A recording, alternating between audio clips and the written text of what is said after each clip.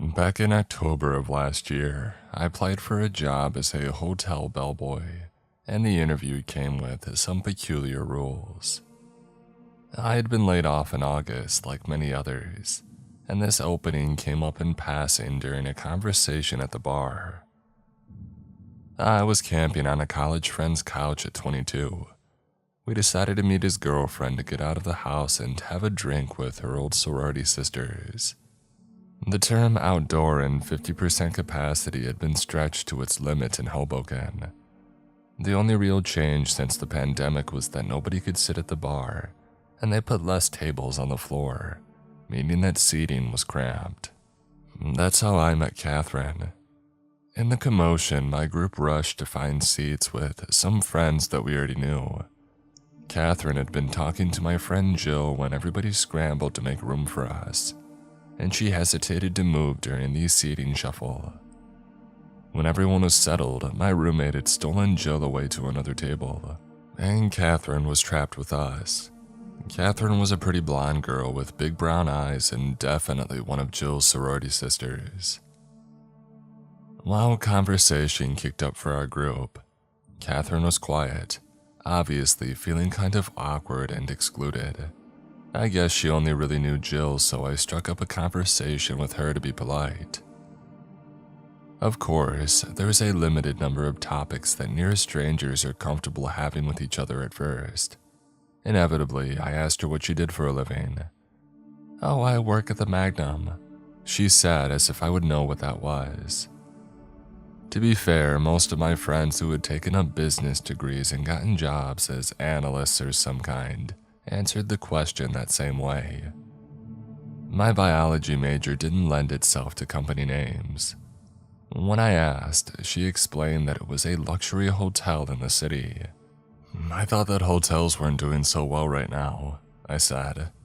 "It's the type of place with clients rich enough to rent out floors for 6 weeks at a time," Catherine explained. "We kind of don't worry about rotating traffic. It pays well, tips are pretty good too. Biggest problem is the short staff since, well, you know." The giant unemployment elephant in the room that all of us young workers refused to acknowledge hovered wordlessly between us. I spent the rest of the night talking to her about hockey, latching onto the fact that she was a Devils fan. I didn't really get desperate enough to consider a hotel service until a month later, when my already pathetic savings had dwindled to almost nothing, and none of my other prospects had panned out in my field. I was staring down my last can of tuna, and though Brian hadn't asked, I knew I should be paying rent or moving out by now. I wasn't going to move in with my dad, and my mom just sold her house to pay for her own hospital expenses. Money, any money would do. I decided to take a chance, and I texted Catherine, hoping she wouldn't be offended that this was the first time that I was reaching out to her since we had met. I got an automatic message back that I was texting a landline. I half assumed then that she gave me a fake number, one off from her cell or something. Part of me found that amusing. I called it, half expecting an automatic machine to tell me that it would connect me to the moon and the rejection system. This would be a funny little anecdote to tell Jill if that was the case, and maybe a little concerning for my social skills. But no. 2 rings in and Catherine picked up. "Hello?" "Oh, hi," I said, stilted, shocked that she was actually on the other side. "Catherine? This is Catherine, right?" Right about then I realized that I didn't remember her last name. I'm from the bar the other night for Jill Delaney's sorority sister reunion. It's Jessie, by the way. Smooth as sandpaper. "Oh, yeah, I remember. You all right over there, Jessie?" "Yeah, I just didn't expect you to answer a landline." "Right," she said sheepishly. "I forgot that. They don't really let us use cell phones here, so I kind of fell into the habit of giving out people my work phone. Sorry, you can call me Kat, by the way." "Kat, okay. You're working. I can call back or you can call me back or... I heard myself making a bigger deal out of a simple question than it should be. I had a question about your job if you were still hiring.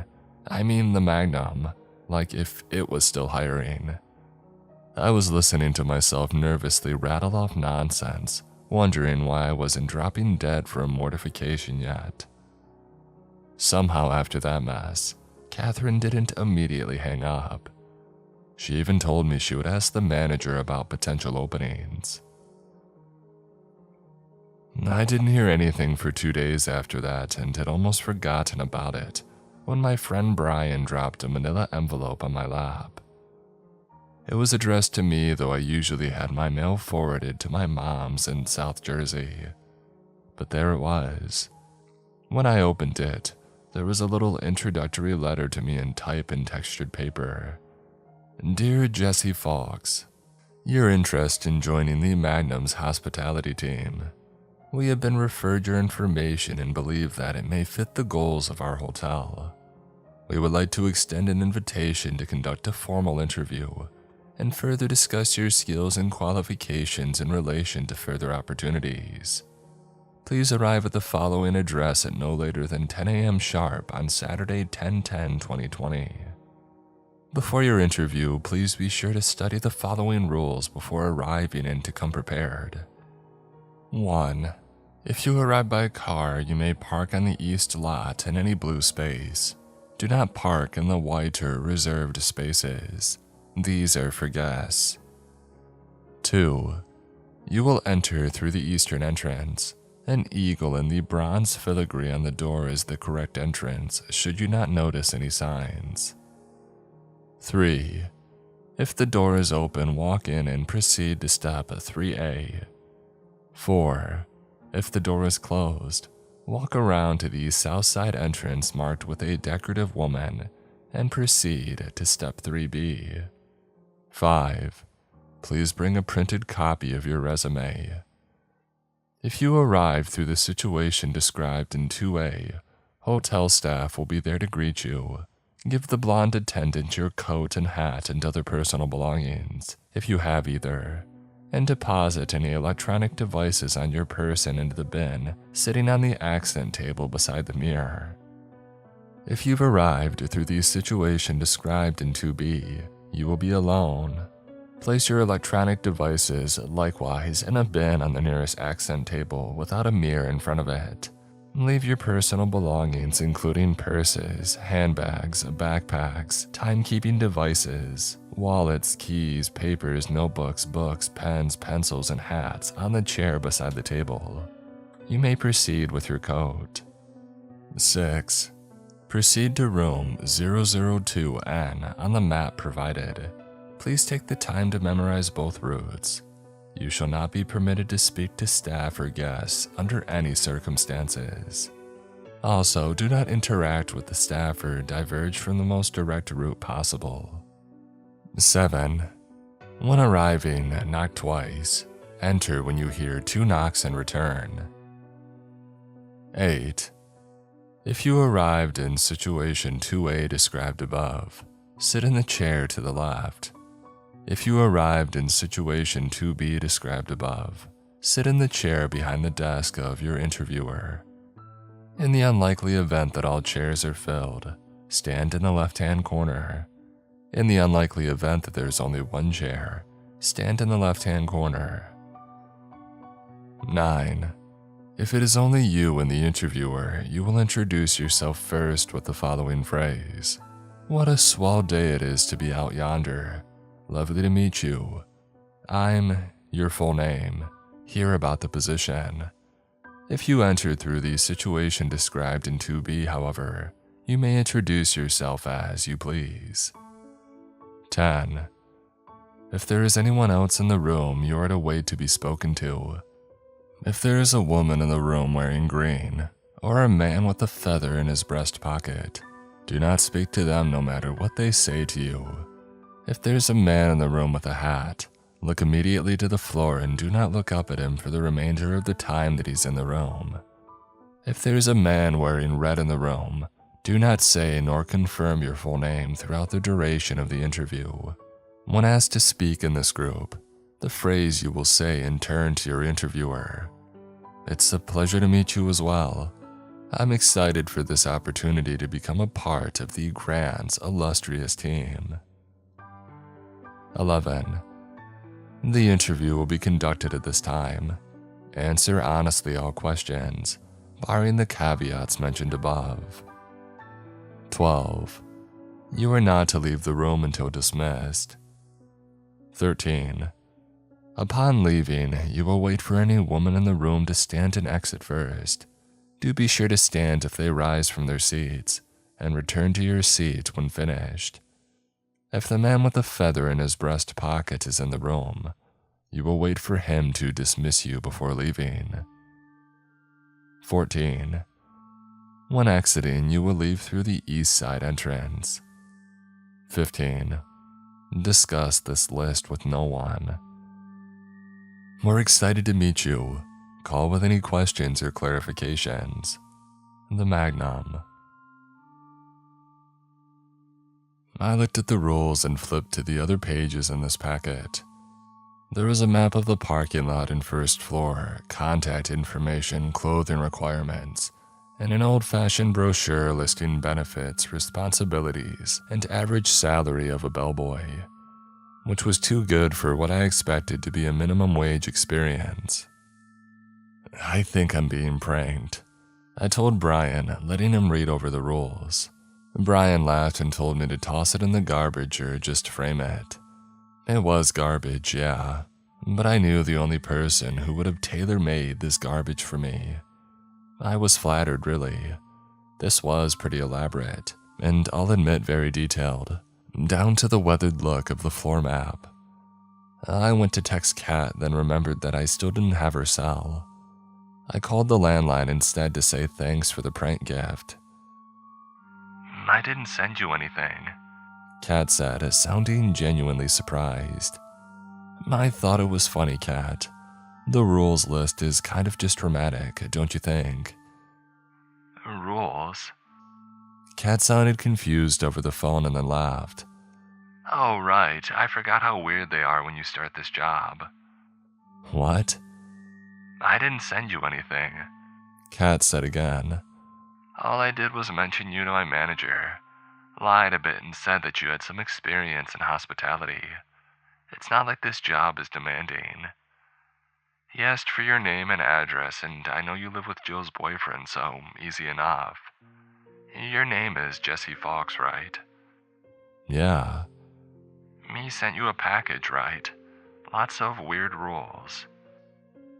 If it is only you and the interviewer, you'll introduce yourself first with the following phrase. What a swell day it is to be out yonder. I read dramatically. Yep, Kat said, laughing a little. You are actually supposed to follow them. Seriously? I'm not going to remember all this trash, I said, not without a checklist or something. Hold on. Kat hung up and she didn't call back in a few minutes. She didn't call back until the next day. Hey, Jesse, Kat said. So I asked around and I was right. You don't have to worry, it's always the same. The rules are overcomplicated. If you want, I can go over them with you, but essentially, you're supposed to follow the 2B rule set. That's it? Yeah. I felt the biggest weight lift off my chest then, thinking of having an income again. If these people wanted me to sing and tap dance, then I would learn the choreography, that's fine. At the end of the day, I would have the job and it's easier to hire somebody than fire them. If this was all just a complicated hazing, then fine. I asked Kat exactly what lines I had to know for my play act of an interview. She started listing them off casually, but then sort of petered off. If you don't think you'll have it by Saturday, Kat said a little hesitantly. I can come over and help you go over it. I grimaced. She was inviting herself over. And Kat seemed sweet and I wanted to think of it as a kind gesture, but this felt a little too above and beyond. I held the phone to my chest, panicking, looking for Brian to hiss my concerns at, but he was off at the gym. Suggest somewhere public, I thought to myself. How about we talk it over at the park instead? Tomorrow. When do you get off work? I'm off at 6 tomorrow, actually. It'd be dark by then. There's a coffee house nearby. We could meet at the Green. She agreed, and I hung up feeling pretty good about relocating it to somewhere impersonal. Brian laughed at me when I told him later, and I realized I probably made it sound more like a date. Crap. The not date review of the rules was actually not as bad as I thought it would be. Kat seemed truly eager to get down to business, reviewing what to do and when. She kept the list in her hand and made me recite each step. We ignored all the caveats and kept to the bare necessities of the path she and the other employees went through. And after you leave your stuff in the bin, but the jacket I can take, I chime in. When you get inside the room and sit in the back chair, you'll say, "It's a pleasure to meet you as well. I'm excited for this opportunity to become a part of the Grand's illustrious BS team." Catherine smiled wide, observing me with wide brown eyes. "You're hired," she teased. I felt pretty alright about Saturday. The attire required was another hurdle, but not as bad as the others. Black pants, a black shirt with a collar, black shoes, a red tie. I had some slacks from my graduation and borrowed the shirt from Brian. Jill and I found a tie for $1 at a thrift store. I took the subway into the city and made it to the Magnum at sometime around 9:50. As Kat had promised, the east entrance was closed, which meant that I was going around to the south side. The building itself looked like any other hotel that I had seen in the city. Tall stone structures with filigree and crests that added some extra air of importance to these structures' existence. To add to that, it was right across from the park, but only 4 blocks from a Chipotle. Nothing in the city is about being neighbors with convenient fast food. Before I even got inside, however, everything kind of went sideways. The east side entrance was closed as it was supposed to be, but so was the south side door. The filigree of a woman stared back at me, refusing to budge. This was the south side. This was the door that I was supposed to walk through. But I pulled on the handle and it didn't open. I knocked and waited. No one came. I rushed immediately back to the east side door, half dreading that it was the open one. If that was the case, then I was screwed. I only knew the rules for the B scenarios. But when I tried that door, it was just as locked as the other. The heck? I walked around the street looking for another entrance, but I couldn't find one. It was soon 10:05 and I was wondering if something had gone wrong. So I did the only thing that I could think of and I called Kat. She answered quickly enough. What do you mean the door's closed? Kat snapped. It's Saturday, isn't it? Yeah, it is. You're supposed to be here. I saw it on Robert's schedule. Hold on, I'm coming down. Just go to the east side of the building and walk past the door into the alley. There's an employee entrance there. I can let you in. Just wait there. She hung up on me and I practically sprinted back around the wide building. The alley that she was talking about was the odd back into an otherwise opulent building. The walls were flat and the dumpsters crowding both sides and half open, reeking with garbage. Even in the middle of morning, it was dark in that little crack of space.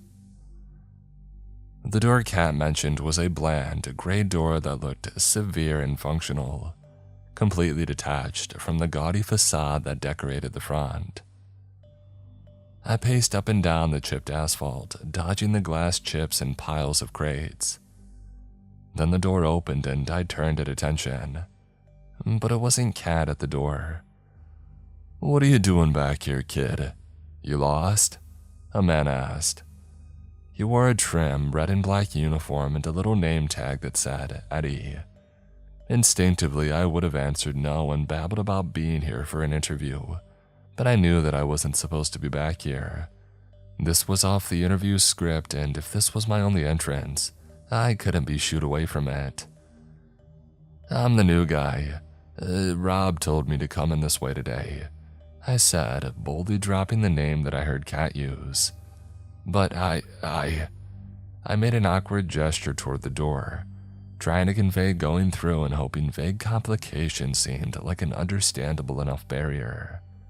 Oh, he said, seeming to think that my uncertainty was warranted. His thin lips pressed together tight and he gave me an odd kind of look. He may have wanted to say something, but instead quickly shouldered a large garbage bag that had been laid at his feet behind him and held the door open for me. Go on in then.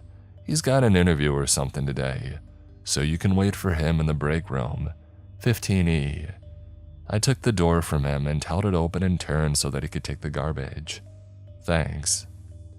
Eddie nodded. His bag was dripping garbage slime, which is never pleasant, but he didn't seem bothered to have it hauled over his shoulder.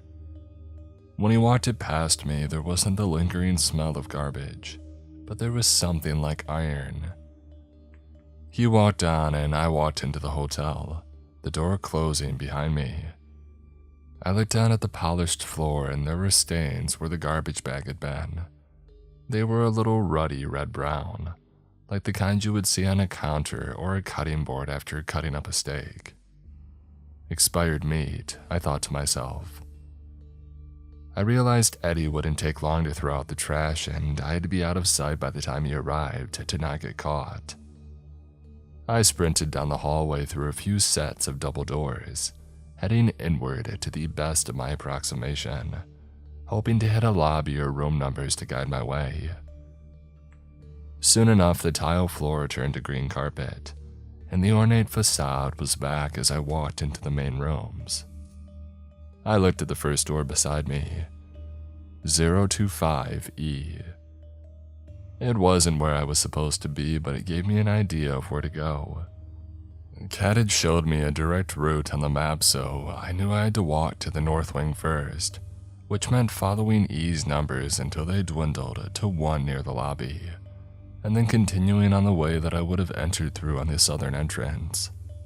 I still had my code and my phone, but this wasn't unmanageable. I could fake it. First thing first, I had to get rid of my stuff. The hall was ornate, decorated with slim wooden tables and delicate golden electric lighting. There were pieces of ivory, jade, and copper art that looked expensive. I quickly removed my code and my phone by 011E and kind of bundled both up and shoved it into a nice wide porcelain vase. I wasn't about to lose a stupid interview over a technicality. I continued on, half afraid that I was already lost until I hit the first wall with a copper bust of some 1800s guy. Kat had mentioned it before. I was in the hall directly beyond the lobby and standing directly behind the concierge desk now. All I had to do from here is turn left, or I would have if I was coming from the south side. Now I just had to keep walking and I'd be there. I'd keep going, turning right at the woman's restroom, and then 002 North was on the right. As I passed the bust, 2 chatting women dressed as staff rounded the corner and spotted me. When they did, they went dead silent. They didn't slow down, but they stared, jaws falling a little slack at the sight of me. I tried to smile back, but they ducked their heads away and kept walking. One of the girls dropped something. It was heavy enough that they should have been able to hear the dull thud, but they rounded the corner instead of stopping for it. It was a key. I picked it up and it was clearly an old-fashioned room key, not a card for an electric door, but a heavy brass key with a little tag that said 001. I backtracked a little, trying to catch their attention. They had huddled closer together, walking arm in arm, whispering and giggling to one another. One threw her head back to sneak a glance at the empty hall and looked genuinely surprised to see me. I held the key up, showing her wordlessly what she left. She nodded and tossed her head to the side as if saying, "Get going." But she raised her hand to her lips and turned her back to me, breaking into a run, arm in arm with her friend. I turned the key over in my hands. This was the part of the hall that I was supposed to walk into. The instructions said I wasn't supposed to talk to staff. Maybe she knew that. Maybe she was one of Kat's friends and was helping me out. Should I have left the key on the ground? Was this a part of the weird hazing? I half debated just leaving it on the floor, but it was in my hand anyway. I would turn it into the guy at my interview and tell him what had happened. Maybe that was the point of it. Finally, I found room 002N was where a cat had said it would be. The second to last door in a dead-end hallway. The last door, 001, was propped open, slightly ajar. Inside, the lights were off, giving me only a glimpse of the carpet. I knocked twice on 002 North like I was supposed to. "Come in," I heard from the other side of the door. I remained outside at ease, knowing what Kat and I had rehearsed. "Hey," I said, "come in." The guy on the other side called a little bit louder. I shifted a little, debating if I should knock again. No, 2 knocks. Kat had even wrapped her knuckles against the table when we went over it. I was supposed to wait for 2 knocks. As I waited, I heard another noise just behind me from 001. The door had squeaked on its hinges. When I turned, it was a little more open, but I still couldn't see much from my angle. I could hear something inside, though. Someone was moving around, scratching against the wall just across from me. I heard a voice like an old man's moan weakly. "Help," he said, his voice sorrowful and cracked. "Somebody help." I don't know what made me wary. Maybe it was something in the voice, desperate and gravelly, yes, but a little bit too clear, like it knew that I was there to hear it.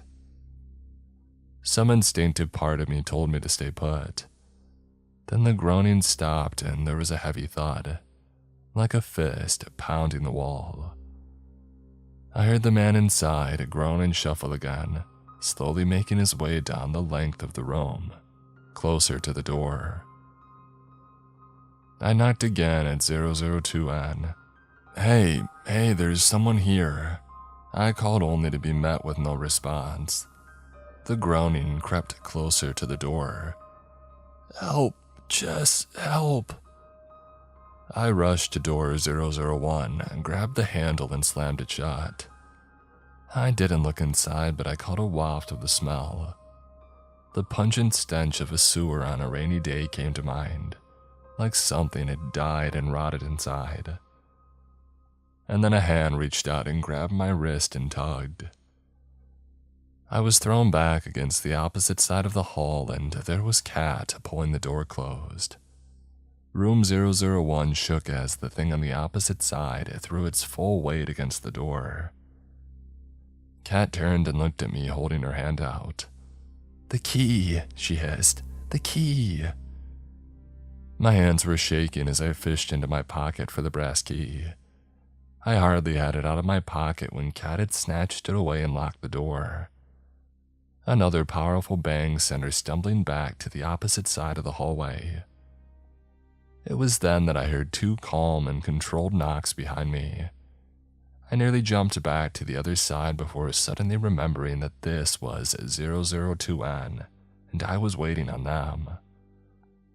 I looked at Kat, who paused midway through fixing her blouse. Kat pulled me onto my feet and fixed my tie.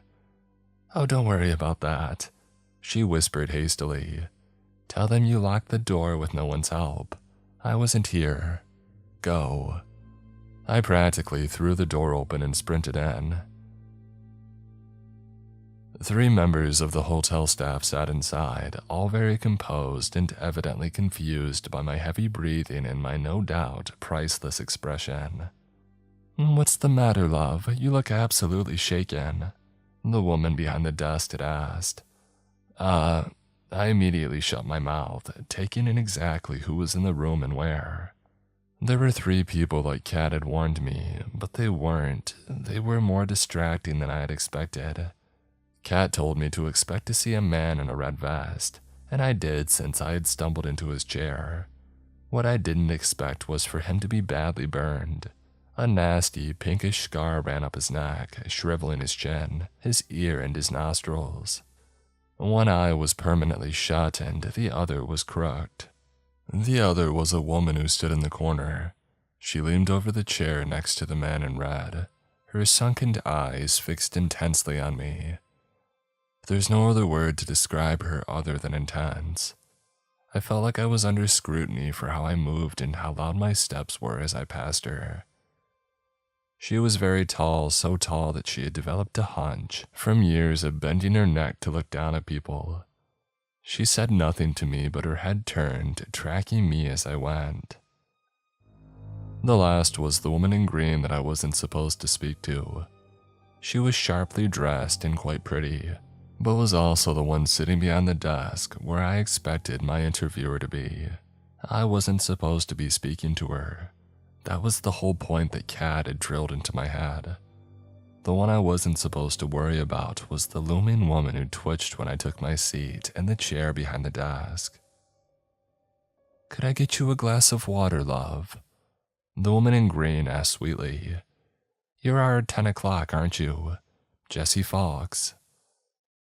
I wasn't allowed to speak to her, was I? Did that include nodding? "He's skinny," the tall one said, buggy eyes still set on me. Her pale tongue darted out to lick her lips. "Sticks." "Oh, behave, Lori," the man told the tall woman. "Jessie, this is Lori Belaford, honorary front office manager," he said, nodding to the tall woman. He then gestured to the woman in green. "Frederica Sardi, the general manager of this hotel, and I'm Robert Strauss, chief concierge and hiring manager. You can tell us a little bit about yourself." It's a pleasure to meet you as well. I'm excited for this opportunity to become a part of the Grands." I couldn't remember the stupid word used between this part. "Illustrious team," Frederica supplied. Close enough, I'd say. The 3 of them chuckled a little. I looked at Robert. There's something in room 1 that..." Robert held up a hand. "We'll get to that." "Okay." "Did you have any trouble finding the entrance?" Robert asked. No. Somebody walked out when I walked in." "At which entrance?" "The east one." "Strange, I was sure that both were locked," Robert said, looking dead on at me. He arched a brow, waiting for my input. When I provided none, he continued. "Why'd you lie?" "I didn't have any trouble finding the entrance." "Do you know what was in the bag?" Lori asked, her voice pitched high and eager. "What bag?" Robert asked, looking confused. "The bag that Eddie had," Lori said. I shook my head, too terrified by her gaze to really reply to her. Robert arched a brow. "You saw Eddie, the janitor." "For a second," I said hesitantly. Robert and Frederica shared a look, but Frederica smiled. "It is an east side entrance." Robert cleared his throat and moved on. "Then you saw 2 girls drop a key to room 1. Why did you keep it?" I wasn't going to keep it. I was going to give it to you when I came back in, but then..." "Room 1, the woman in green supplied." I almost answered in the affirmative and then stopped myself. She smiled wide, amused to nearly catch me. "What did you do?" Robert asked. "I closed and locked the door." "That's it?" "Yeah." "Why didn't you go into the room to see who was calling?" he asked. "I had a bad feeling." "And you weren't tempted to look? Walk in and just see," Robert asked. Well, that was a test, wasn't it? I asked. Are people supposed to look? If they don't want to be here, Lori said with that wrinkled, over-eager grin. Does she upset you? Frederica asked me suddenly with a wicked grin. As she did, Lori's wrinkled face curled into a frown, and her eyes were still menacing, facing me. I wanted to protest, but I'm not supposed to speak to her. I started weighing how much I cared about the rules in a place already as twisted as this. She does, doesn't she? Frederica taunted. You hear that, Lori? He thinks that you're disgusting. Lori stomped forward and suddenly was looming over me, and I had nowhere to go but to the back of my chair as buggy eyes glared further and further down into me. And then Robert cleared his throat. That'll be enough, thank you. Lori and Frederica stood, and I stood as well as they both made their exits. I looked to Robert then. What kind of place is this? One that requires a discretion, a good sense of memory and improvising. I think you'll be a good fit here, Robert said, standing and walking over to the desk. He unlocked a cabinet drawer and pulled out some papers. He then drew a handkerchief and reached up, pulling up a piece of the skin at the top of his forehead. I nearly leapt out of my seat as he started peeling the skin back. Holy. Robert kept pulling until half his face had been removed, but there was no fleshy muscle beneath, just a regular half of a face. It was makeup, burn makeup. Excuse me a moment. The prosthetics itch, but I would like to make you an offer to sign on with us. It was all makeup? I snap. Part of the interview. The bag that Eddie carried was meant to be suspicious, and Joe gets a kick out of scaring the new guys in room 1. See, like I said, this is a job that's unpredictable, and we look for a certain personality type. We try to learn it as quickly as possible. Robert wiped off the rest of the makeup with his handkerchief and looked like a normal man in his mid-40s. Most people break with Lori or forget the rules with Freddie. I looked dumbfounded from the door to him. That's it? That's the interview? Yes. Don't you want to ask me questions? I've learned about everything I need to know from you. The fact that you were able to find us and sent a letter of inquiry to us at all is a start to let me know that you know what kind of place this is. Following the rules and your reaction to our surprises for you tells me everything else that I need to know. What kind of place do you work that you need me to know how I would react to a bloody bag and a guy moaning from another room? Robert straightened and smiled as if that was a question with the most obvious answer. We're a luxury hotel. Half our job is going about as if it's business as usual, but it's not. There's a lot of protocol to follow, and it requires you to know what to do in a lot of situations. Did you have anybody help you with the rules? No, I say as I rehearsed. I wasn't supposed to show them to anyone else. Also, an extreme part of this test. Good, Robert said. If you can't memorize and follow those instructions in the time that we gave you, then you wouldn't be able to handle this job. But you were a natural, but you still have enough independence that you're not completely lacking in critical thought. You'll do well here. Listen, after all this, I don't even know if I want this job. Robert didn't say anything, just showed me the starting salary. This was the walk through fire, but I can guarantee that if you sign on with us, so long as you stick to the rules, you'll be fine. The money was good, really good.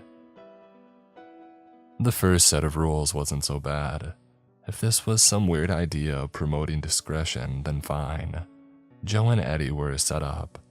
I could keep my mouth shut. If they'd let me in and all I had to do was learn a routine, then fine. So I took the job. It was better than anything I would get in a lab, and in that moment, things had gone from terrifying to completely lax. I signed a contract there and went home with a set of rules, a schedule, and a signing bonus. I was giddy, waving my check in Brian's face. Jill came by later and I wholeheartedly thanked her too. "Jill, I'm so glad you keep good friends," I said as I tore into the new list of rules. "What do you mean?" "Catherine." "Who?" "Catherine." I still couldn't remember her last name. "Your sorority sister. You were sitting with her at your reunion before we had arrived." "Oh," Jill nodded. I turned back to my employee contract and pulled out the new list of rules, flipping to the first page. "You mean that blonde girl?" Jill asked. "I only met her that night. I thought she was a friend of yours." Rule 1. Never speak to Catherine. Never give her your name. Well, crap.